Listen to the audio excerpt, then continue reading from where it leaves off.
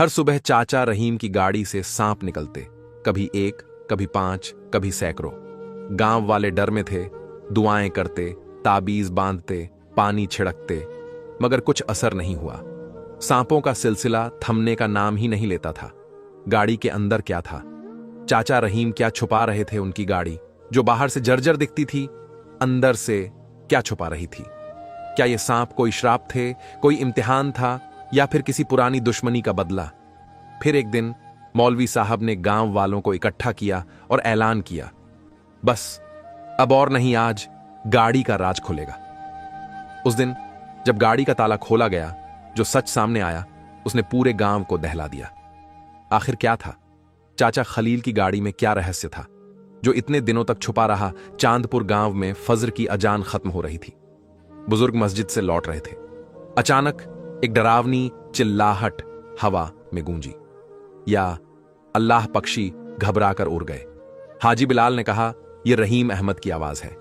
वह उस ओर बढ़ा। रहीम अहमद, गांव का सब्जी बेचने वाला, अपनी सफेद मारुति गाड़ी सुबह मंडी के लिए निकालता था। जब उसने गाड़ी का बोनट खोला तो उसके इंजन के पास एक काला और चमकता हुआ सांप लिपटा हुआ था। सांप की आंखें चमक रही थीं और उसकी जीभ बार बार बाहर निकल रही थी, जैसे चेतावनी दे रहा हो, करीब मत आना। रहीम का दिल जोर से धड़कने लगा। उसने कहा, या अल्लाह, ये क्या आफत है? उसकी बीवी आयशा बाहर आई, घबराकर पूछा, क्या हुआ? रहीम ने कांपती आवाज में बताया, गाड़ी में सांप है, बहुत बड़ा। आयशा घबराकर अपना घूंघट चेहरे पर डाल गई। सांप ने गर्दन उठाई और जीभ निकाली, जैसे उसकी मौजूदगी महसूस कर रहा हो। रहीम ने हिम्मत करके लकड़ी उठाई और सांप को इंजन से हटाने की कोशिश की। सांप ने हमला किया, लेकिन आखिरकार नीचे उतर गया और झाड़ियों में गायब हो गया। रहीम ने कहा, अल्लाह का शुक्र है, निकल गया। आयशा ने पूछा, यह कैसे हुआ? रहीम ने कहा, शायद जंगल से भटक कर आया हो। मगर दिल में एक डर था। आयशा ने पूछा, अब तुम मंडी जाओगे? रहीम ने कहा, हां, जाना जरूरी है। गाड़ी स्टार्ट हुई, मगर रहीम के दिल में बोझ था। वह जानता था कि यह मामूली घटना नहीं थी। अगली सुबह रहीम सामान्य से पहले जागा। नींद अधूरी थी। उसने खुद को समझाया कि शायद सांप जंगल से आया होगा। नमाज के बाद नाश्ता हुआ। आयशा ने रहीम की परेशानी देखी और कहा, दुआ करके जाओ, अल्लाह बेहतर करेगा। रहीम ने बिस्मिल्लाह कहा और गैराज की ओर बढ़ा। जब उसने गाड़ी का दरवाजा खोला तो ड्राइवर सीट पर 5 छोटे काले सांप थे। वे गियर पर चढ़े, सीट के किनारे और मैट पर फैले हुए थे।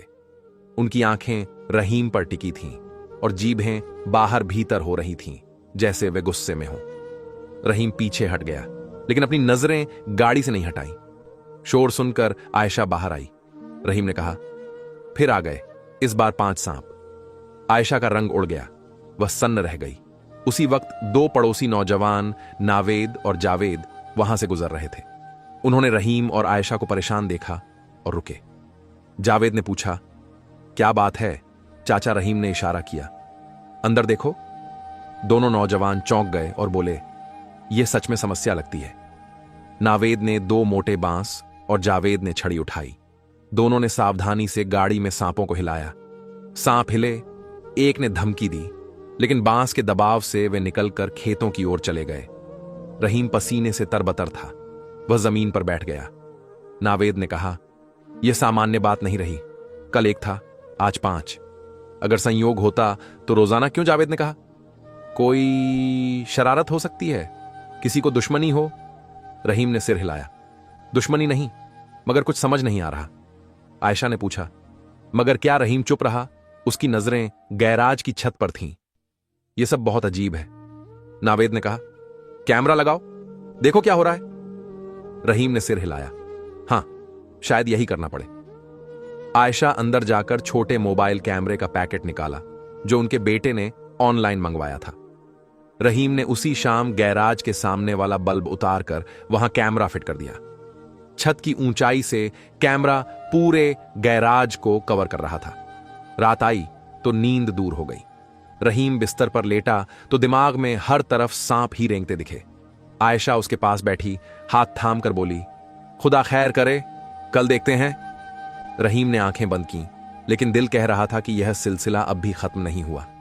रात बीत चुकी थी, मगर रहीम की नींद पूरी नहीं हुई थी। वह करवटें बदलता रहा। बार बार आंख खुलती, कभी दिल जोर से धड़कता तो कभी सांपों की फुसफुसाहट कानों में गूंजती महसूस होती। उसने कुरान उठाई, कुछ सूरतें पढ़कर फूंका और अपने दिल को समझाया कि सुबह सब ठीक होगा। लेकिन रहीम की परेशानी बढ़ गई। दिल में बेचैनी थी। आयशा ने नाश्ता बनाया, मगर वह बस चाय पर ही संतुष्ट रहा। उसकी नजरें बार बार दरवाजे से बाहर गैराज की ओर जाती, जैसे वह मानसिक तौर पर पहले से तैयार हो रहा हो। तुम आज जाओगे? आयशा ने पूछा। रहीम ने थोड़ी देर खामोशी के बाद सिर हिलाया। मंडी तो जाना पड़ेगा। अल्लाह का नाम लेकर नमाज के बाद जैसे ही उसने गैराज का दरवाजा खोला, उसके हाथ कांपने लगे। उसने बिस्मिल्लाह कहा, फिर गाड़ी का दरवाजा खोला। गाड़ी के अंदर एक अजीब सी खामोशी थी, मानो वहां वक्त थम गया हो। रहीम ने गर्दन आगे झुकाई और झांक कर देखा। आज कोई सांप नहीं था। उसने आश्चर्य से इधर उधर देखा। दरवाजे के किनारे, सीटों के नीचे, पिछली सीटों पर सब कुछ साफ था। अल्लाह का शुक्र है, शायद अब सब खत्म हो गया, उसने खुद को तस्लीम दी। मगर दिल के किसी कोने में अनिश्चितता अब भी बाकी थी। वह गाड़ी में बैठा, इंजन स्टार्ट किया और मंडी के लिए रवाना हो गया। लेकिन इस बार उसका दिमाग पूरे रास्ते सोचों में उलझा रहा। कल 5 सांप, उससे पहले 1 और आज कुछ नहीं। क्या यह सब इत्तेफाक है या कोई खेल? क्या सच में कोई दुश्मनी पर उतर आया है? लेकिन क्यों, कब और किससे? मंडी में उसने जैसे रोजाना सब्जियां खरीदी, कुछ ग्राहकों से बात की, मगर उसकी आंखों में उलझन साफ झलक रही थी। एक पुराना दोस्त मजीद, जो मंडी में आलू बेचता था, उसने उसके कंधे पर हाथ रखकर कहा, रहीम भाई, आज कुछ परेशान लग रहे हो? रहीम ने बात टाल दी। बस थोड़ी नींद पूरी नहीं हुई। शाम को वापसी पर वह सीधे मौलवी सलीम के घर नहीं गया, ना ही किसी से कुछ कहा। वह सिर्फ आयशा से बात करना चाहता था। उसने आयशा को सारी हालत बताई। आज कुछ भी नहीं था। मुझे समझ नहीं आ रहा कि यह सब हो क्या रहा है। आयशा ने उसकी बात ध्यान से सुनी, फिर धीरे से बोली, यह सब बहुत अजीब है रहीम। मैं चाहती हूं कि हम कुछ एहतियाती कदम उठाएं। क्या मतलब? हमें जानना होगा कि यह सब कैसे हो रहा है। कल से गैराज में कुछ ऐसा लगाना चाहिए जिससे पता चले कि सच में कोई आता है या नहीं। रहीम ने सिर हिलाया। हां, शायद कैमरे की रिकॉर्डिंग कुछ बता सके। मैं आज रात जरूर चेक करूंगा। रात को रहीम ने सब कुछ लॉक किया, दरवाजा बंद, ताला अच्छी तरह लगाई और खुद से गैराज का दरवाजा खींचकर पुष्टि की कि सब सुरक्षित है। फिर वह अंदर आया, वजू किया, नमाज पढ़ी और आयशा के साथ बैठकर कुरान की तिलावत की। आयशा ने कहा, देखो, अल्लाह की तरफ रुख करना ही असली इलाज है। जो कुछ हो रहा है वह इम्तिहान भी हो सकता है या कोई इशारा। रहीम ने सहमति में सिर हिलाया, लेकिन उसकी आंखों में वह सवाल अभी भी जिंदा था। अगर यह किसी इंसान की चाल है तो कौन? रात गहरी होती गई। रहीम बिस्तर पर पड़ा था, मगर नींद उससे रूठ चुकी थी। दिल में डर भी था और शक भी। अगर कल फिर सांप आए तो यह सिर्फ हादसा नहीं होगा। उसने आखिरी बार आंखें बंद की और खुद से वादा किया, कल सब साफ हो जाएगा। लेकिन वह नहीं जानता था कि कल का दिन सिर्फ सफाई नहीं, एक भयानक सच्चाई लेकर आने वाला है। सुबह का वक्त था। रहीम अहमद बिस्तर पर आंखें खोलकर छत को घूर रहा था। आयशा ने करवट बदली तो उसकी नजरें पति पर पड़ी। सोए नहीं, दिल बेचैन था, रहीम ने धीरे से कहा। वह उठकर वजू के लिए गया और फजर की नमाज जामात में मस्जिद में अदा की। वापसी पर हाथों में हल्की कांप थी, जैसे दिल का बोझ हाथों से निकल रहा हो। उसने दरवाजे के पर्दे को धीरे से हटाया और आंगन में कदम रखा। गैराज का दरवाजा सामने था। आयशा खिड़की से उसे देख रही थी। रहीम ने बिस्मिल्लाह कहा, ताला खोला और दरवाजा धीरे से खींचकर खोला। गैराज की सड़ी गली हवा उसके चेहरे से टकराई। वह रुका, कुछ पल सांस रोका, फिर धीरे धीरे गाड़ी के पास गया। दिल तेज धड़क रहा था, जैसे हर कदम पर किसी छुपी हुई चीज से सामना हो सकता है। गाड़ी पूरी तरह बंद थी, जैसे उसने रात को खुद बंद की हो। हैंडल पर हाथ रखा और दरवाजा खोला। एक पल के लिए जैसे जमीन हिल गई हो। रहीम का दिल गले में आ गया। गाड़ी के अंदर 20 से ज्यादा सांप रेंग रहे थे, कुछ डैशबोर्ड पर, कुछ सीटों के बीच, कुछ फ्लोर मैट के नीचे से निकलते हुए। उनकी चमकती हुई खाल, उनकी तेज हरकतें और उनकी फुसफुसाहटें डरावनी थीं। रहीम की चीख निकलते निकलते रह गई। उसके शरीर में ताकत नहीं रही। वह एक कदम पीछे हट गया और दीवार से टिककर खड़ा हो गया। आयशा भागती हुई बाहर आई। क्या हुआ? क्या? फिर रहीम ने कांपती हुई उंगली से गाड़ी की ओर इशारा किया। आयशा ने अंदर झांका और तुरंत पीछे हट गई। अस्तगफरुल्लाह, ये तो अब बहुत हो गया। रहीम ने कांपते हाथों से मोबाइल निकाला, तुरंत सीसीटीवी ऐप खोली। उसने रात की पूरी रिकॉर्डिंग आगे पीछे देखी, हर कोण से जांच की, लेकिन कुछ नहीं। ना कोई आया, ना कोई गया। गैराज का दरवाजा पूरी रात बंद रहा। ना कोई साया, ना कोई आहट। वे सांप कहां से आए? कैसे? किस वक्त? अब शक यकीन में बदल रहा था कि यह कोई आम बात नहीं, कुछ ऐसा है जो इंसानी समझ से परे है। आयशा ने कहा, यह जादू है या इम्तिहान? कुछ तो है जिसे हमें समझना होगा। रहीम ने थके हुए लहजे में कहा, अगर यह कोई खेल है तो बहुत खतरनाक है, और अगर यह अल्लाह की तरफ से कोई पैगाम है तो मैं अंधा रहा हूं। उस दिन रहीम ना मंडी गया, ना दुकान खोली। वह पूरा दिन अपने आंगन में बैठा रहा, कभी आसमान की ओर देखता, कभी जमीन की ओर, कभी अपने हाथों को। दोपहर के वक्त मोहल्ले के कुछ मर्द आए जो रहीम की हालत से वाकिफ थे। उन्होंने दोबारा सांप निकालने में मदद की।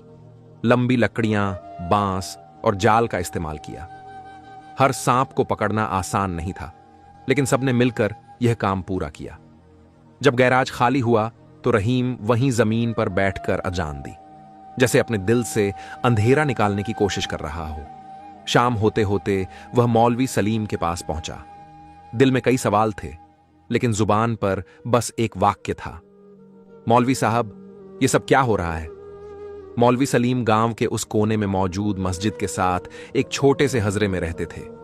उनके चेहरे पर हमेशा एक गंभीर सुकून रहता था और उनकी आवाज में ऐसी गहराई कि सुनने वाला ठहर जाता।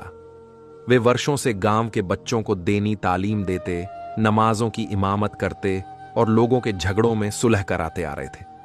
मगर आज जब रहीम उनके हजरे के सामने नंगे पैर, झुका सिर और भीगी आंखों के साथ खड़ा हुआ, तो मौलवी साहब ने गहरी निगाहों से उसे देखा और फरमाया, आओ रहीम भाई, बैठो। कुछ कहना चाहते हो? रहीम चुपचाप बैठ गया। काफी देर तक कुछ ना बोला, फिर धीरे से बोला, मौलवी साहब, मैं बहुत परेशान हूं, दिल पर बोझ है, दम घुटता है, यह सांप, उनका आना समझ से बाहर है। मौलवी साहब ने नरमी से पूछा, पहली बार कब आया था? रहीम ने सांपों के सभी वाक्य क्रम से सुनाए। रात का कैमरा, दरवाजा बंद होने के बावजूद सांपों का प्रकट होना, और फिर उनका अचानक गायब हो जाना। हर बार डर की तीव्रता, दिल का बेचैन होना और अब कारोबार तक जाने की हिम्मत का ना होना। मौलवी सलीम चुपचाप सब सुनते रहे। जब रहीम बोल चुका तो उन्होंने तसब्बे के दाने थामे और धीरे से बोले, यह मामला या तो किसी इंसान की शरारत है या फिर अल्लाह की तरफ से इशारा। दोनों ही हालात में इलाज है। रहीम चौंक कर बोला, इशारा? अल्लाह का? लेकिन मैंने तो कुछ ऐसा नहीं किया। मौलवी साहब ने गहरी नजर से उसे देखा। रहीम भाई, हम में से कौन है जो दावा करे कि उसने कोई गुनाह नहीं किया? कुछ गुनाह जाहिर में छोटे लगते हैं, लेकिन अल्लाह के यहां उनकी हैसियत बड़ी होती है। जो कुछ तुम पर हो रहा है वह या तो तुम्हें जगाने की कोशिश है या फिर किसी और की बद्दुआ। रहीम ने बेचैनी से कहा, तो फिर मैं क्या करूं? कोई दुआ, कोई वजीफा? मौलवी सलीम ने अपना हाथ उसके कंधे पर रखा। वजीफा दिल का होता है। सबसे पहले अपने अंदर झांको, अपने अमल का जायजा लो। रात को अल्लाह के सामने खड़े होकर पूछो, या अल्लाह, मुझसे क्या गलती हुई? और अगर तुम्हें याद ना भी आए तो फिर भी तौबा करो, क्योंकि अल्लाह सब जानता है। रहीम की आंखें नम हो गईं। मौलवी साहब, अगर मैं सच्चाई से तौबा करूं तो क्या यह सब खत्म हो जाएगा? अल्लाह सबसे ज्यादा माफ करने वाला है, बशर्ते इंसान दिल से नदामत करे। मौलवी साहब ने उसे कुछ दुआएं भी दी। सूरह बकरा की तिलावत रोजाना सुनो या करो, इस्तगफार की बहुतायत करो, रात के आखिरी पहर में तहज्जुद के 2 नफल जरूर पढ़ो। और सबसे बढ़कर जो कुछ भी तुम्हारे दिल पर बोझ बन चुका है उसे हल्का करो। सच बताओ, अगर कुछ छुपा रहे हो। रहीम हिचकिचाते हुए सिर उठाया, लेकिन नजरें मौलवी साहब से नहीं मिला सका। मौलवी साहब, मैं फिर रुक गया। उसके होंठ सूखे हुए थे। मौलवी साहब चुपचाप उसके पास बैठ गए। रहीम, जो कुछ भी तुम्हारे दिल में है अल्लाह जानता है, मुझे नहीं, खुद को सच बताओ। कुछ पलों की खामोशी के बाद रहीम की आवाज निकली, बहुत धीमी मगर कांपती हुई। यह गाड़ी जो मैंने खरीदने का दावा किया वह मेरी नहीं है। मौलवी साहब ने हैरानी से उसे देखा। फिर किसकी है? यह फारूक भाई की है, शहर में रहते हैं। मैंने उनसे 6 महीने पहले यह गाड़ी किराए पर ली थी। 2 महीने का किराया दिया, फिर माली हालत खराब हो गई। फिर वह बार बार गाड़ी वापस मांगने आए, लेकिन मैंने हर बार उन्हें टाल दिया। रहीम की आवाज में शर्मिंदगी अब उभरने लगी थी। मौलवी साहब ने सवालिया निगाहों से उसे देखा। सिर्फ टाला रहीम की आंखें नम हो गईं।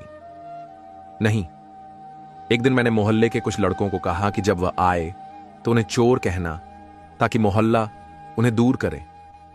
इतना कहते हुए रहीम फूट फूट कर रो पड़ा।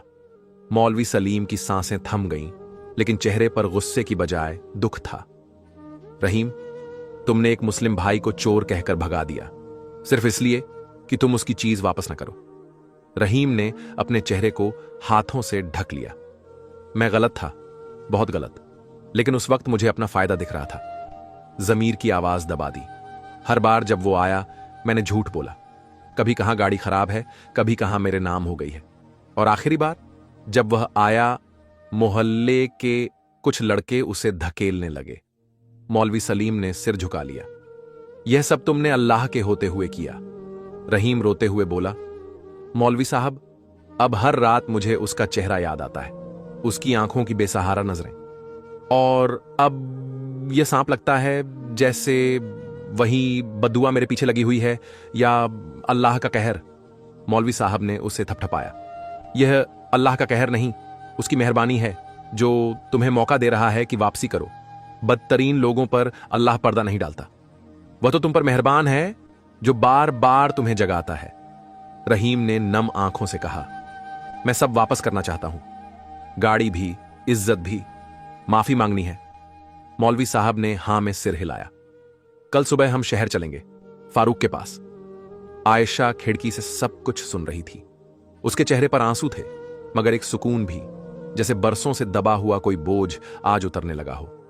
उसी रात रहीम ने तहज्जुद के नफल अदा किए, सिजदे में गया और ना जाने कितनी देर तक रोता रहा। या रब, जो मैंने किया वह जुल्म था, तुझे गवाह बनाता हूं, अब मैं तेरे दर पर हूं।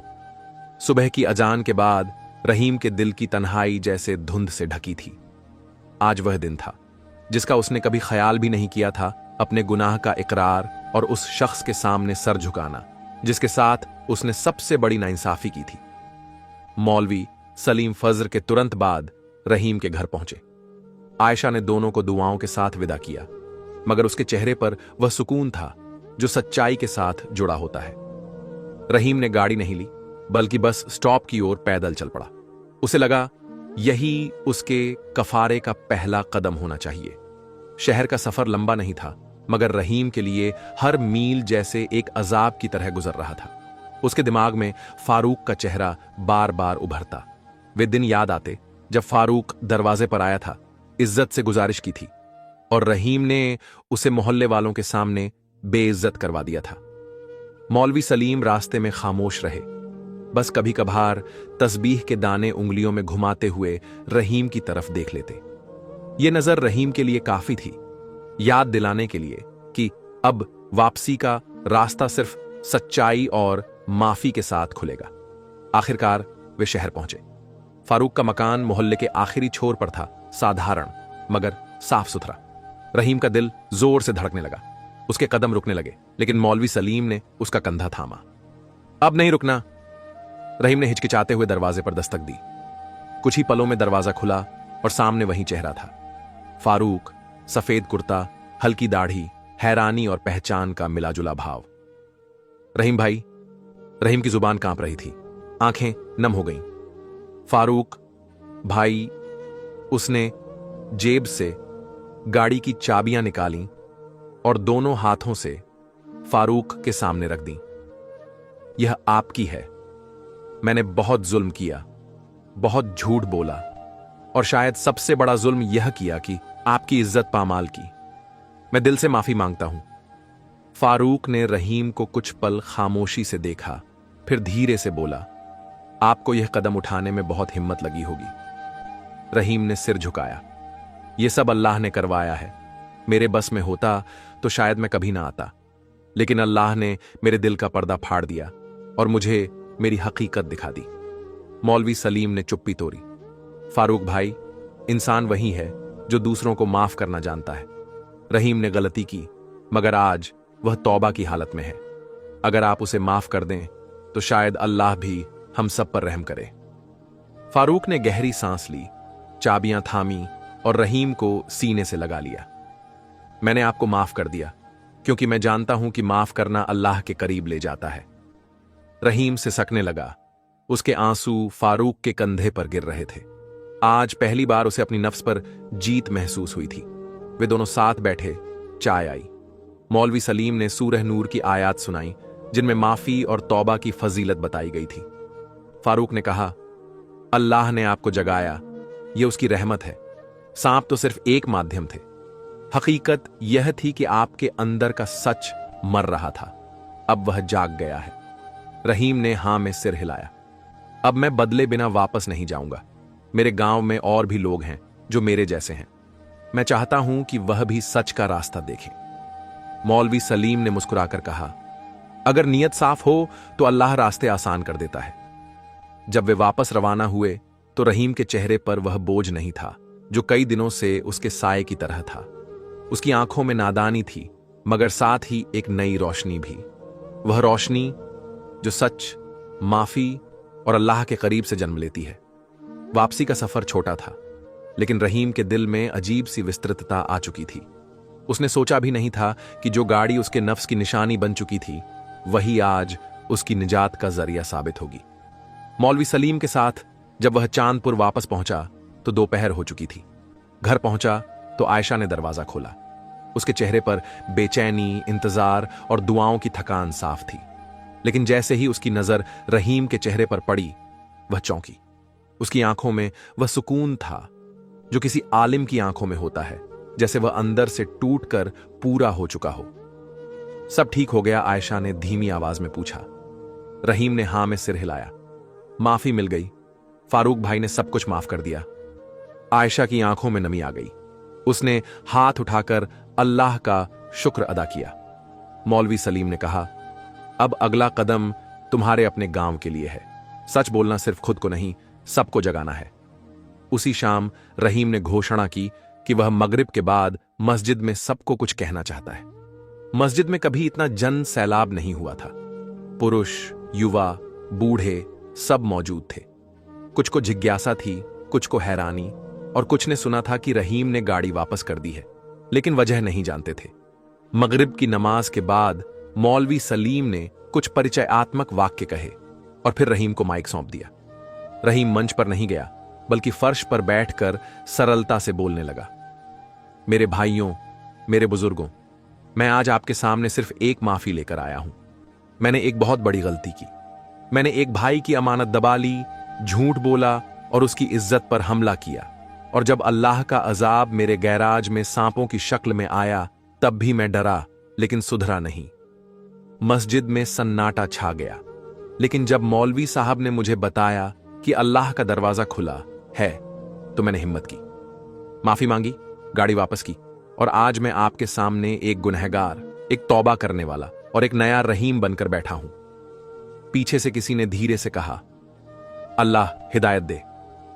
रहीम ने बात जारी रखी, मैं जानता हूं मेरे जैसे कई लोग हैं जो किसी ना किसी की चीज दबाकर बैठे हैं, किसी का हक मार चुके हैं, किसी को झूठे इल्जाम में जलील किया है। भाइयों, जिंदगी बहुत छोटी है और कब्र बहुत करीब। अगर अल्लाह ने मुझे इन सांपों के जरिए नहीं जगाया होता तो शायद मैं कभी वापस नहीं आता। नमाज के बाद कई लोग उसके पास आए। कोई उसे गले लगाकर रो रहा था, कोई चुपचाप उसके पैरों में बैठकर आंसू बहा रहा था। और कुछ नौजवान उससे पूछ रहे थे, भाई अगर हम भी कुछ लौटाना चाहें तो कैसे करें? अगले दिन सुबह चांदपुर की गलियों में एक नया नजारा था। कुछ लोग पुरानी चीजें लेकर जा रहे थे। किसी के पास किराए का मोटरसाइकिल था जो लौटाया जा रहा था, किसी के पास बकाया रकम तो किसी के पास माफी का एक कागज। आयशा खिड़की से देख रही थी और उसके होठों पर मुस्कान थी। उसने फुसफुसाया, यह बदलाव सिर्फ तुम्हारे अंदर नहीं आया रहीम। मोहल्ले के बुजुर्ग जो पहले खामोश थे अब रहीम को दुआएं दे रहे थे।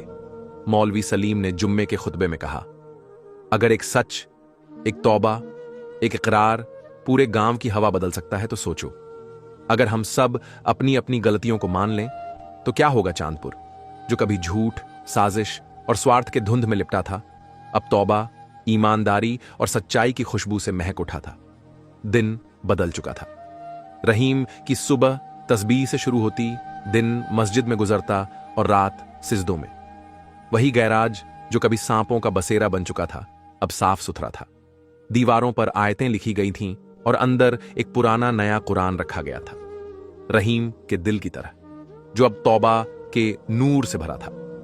एक दिन आयशा ने सुबह की चाय के दौरान उससे कहा, रहीम तुम बहुत बदल गए हो। रहीम मुस्कुराकर बोला, मैं नहीं बदला, अल्लाह ने मेरी आंखें खोल दी। जो मैं देखने से इनकार कर रहा था वह सांप आकर दिखा गए। आयशा चुप रही, फिर धीरे से बोली, कभी कभी लगता है वे सांप हमारे दुश्मन नहीं थे, वे तो हमारे लिए पैगाम लेकर आए थे। रहीम ने सिर हिलाया, हां वे इम्तिहान थे और अल्लाह की इम्तिहान कभी बेकार नहीं होती। अगर वे ना आते तो मेरा घमंड कभी टूटता नहीं और शायद मैं कभी यह समझ पाता कि दुनिया की सबसे कीमती चीज इज्जत नहीं, सच्चाई है। उसी दिन मौलवी सलीम ने रहीम को मस्जिद में बुलाया। उन्होंने उसे मदरसे के एक विभाग की जिम्मेदारी सौंपी, ईमानदारी और आचार संहिता पर बच्चों को रोजाना 15 मिनट की तालीम देना। रहीम के हाथ कांप रहे थे। मौलवी साहब, मैं तो खुद एक गुनहगार। मौलवी सलीम ने मुस्कुराकर कहा, यही तो वजह है कि तुम सिखा सकते हो। जिसने गुमराही देखी हो वह रोशनी की कीमत जानता है। अब रहीम रोजाना बच्चों को सरल उदाहरणों से ईमानदारी का सबक देता, उन्हें कहानियां सुनाता और अक्सर यह वाक्य दोहराता, बच्चों सांप केवल काटने नहीं आते, कभी कभी जगाने भी आते हैं। एक दिन एक बच्चे ने हाथ उठाकर कहा, चाचा वह गाड़ी वाले सांप आपको डराते थे। रहीम हंसा, शुरुआत में हां, लेकिन आखिर में वे मेरे दोस्त बन गए क्योंकि उन्होंने मुझे मेरी हकीकत दिखाई। उसी शाम मौलवी सलीम ने मस्जिद में ऐलान किया कि रहीम अहमद एक नया फलाही कदम उठा रहे हैं, अमानत मुहिम। इस मुहिम के तहत गांव के लोग जो चीजें किसी की हैं मगर वापस नहीं की, या जो रिश्ते झूठ की वजह से बिगड़े थे, वे सब अब सच्चाई के साथ सुधारेंगे। यह ऐलान पूरे चांदपुर में गूंज उठा। बुजुर्ग, नौजवान, महिलाएं सब ने बढ़ चढ़कर हिस्सा लिया। कोई किताबें वापस कर रहा था, कोई कर्ज चुका रहा था, कोई माफी मांगने जा रहा था और कोई जुबान से निकली बद्दुआ का कफारा अदा कर रहा था। रहीम अब गांव में एक नई पहचान बन चुका था, ना तो गाड़ी वाला, ना सब्जी वाला, ना अपराधी, बल्कि वापस लौटने वाला। लोग उसे देखकर कहते, यह वही है जिसने सांपों से सबक लिया। कभी कभी वह अकेला मस्जिद के आंगन में बैठता, हाथ में तस्बीह होती और खुद से कहता, या अल्लाह तूने मुझे वह दिखाया जिसमें हकमत थी, वह डर दिया जिसमें बोध था, और वे सांप भेजे जिनमें पैगाम था, और मैंने तेरी रहमत को इम्तिहान समझा। तू कितना मेहरबान है। आयशा जब उसे ऐसे चुप बैठा देखती तो उसके दिल में एक अजीब सी ठंडक उतरती। उसने एक दिन आकर पूछा, क्या सोच रहे हो? रहीम ने कहा, सोच रहा हूं कि अगर मैंने उस दिन तौबा ना की होती, अगर मैंने गाड़ी वापस ना की होती, अगर मैंने मौलवी साहब की बात ना मानी होती, तो शायद आज भी मैं सांपों से भरा होता, बाहर भी और अंदर भी। आयशा चुप रही। उसके चेहरे पर नूर था। कहानी खत्म हो गई थी मगर असर बाकी था। चांदपुर अब ऐसा गांव था जहां अगर कोई नई अमानत आती तो सबसे पहले पूछा जाता, यह तुम्हारी अपनी है? और अगर कोई झूठ बोलता तो बच्चे कहते, चाचा रहीम की कहानी याद है ना, झूठ के साथ सांप आते हैं। दोस्तों, इस कहानी को अपने दोस्तों और रिश्तेदारों के साथ शेयर करें ताकि वे भी इस गुनाह से बचने की कोशिश करें और तौबा कर सकें। और हां, कमेंट में अल्लाहू अकबर जरूर लिखें।